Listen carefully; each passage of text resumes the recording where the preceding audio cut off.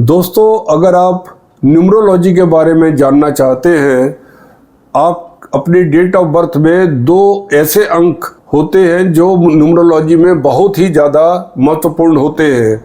उनको हम मूलांक और भाग्यांक के नाम से जानते हैं। उनको कुछ लोगों ने इंग्लिश में ड्राइवर और कंडक्टर भी नाम दिया हुआ है।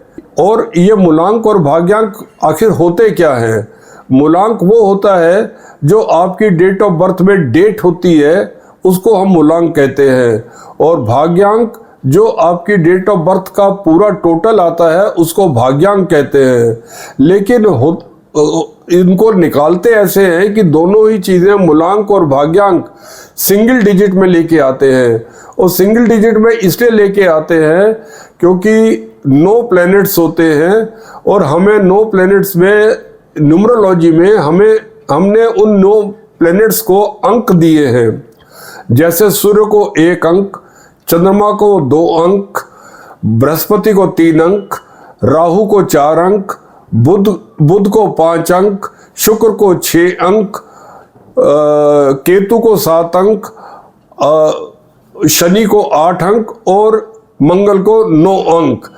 तो होता क्या है कि हम सिंगल डिजिट में इसलिए लेके आते हैं कि इन प्लैनेट से हम आपका मूलांक क्या है उसको आइडेंटिफाई कर सके।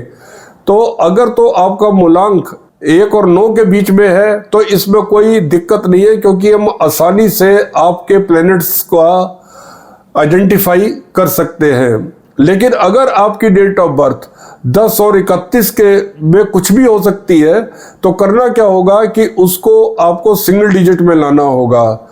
तो अब मैं आपको एग्जाम्पल देता हूँ।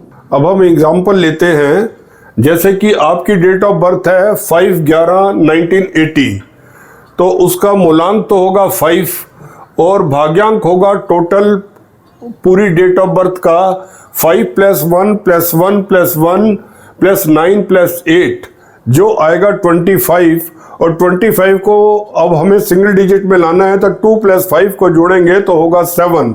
तो भाग्यांक होगा 7 और मूलांक होगा आपका 5।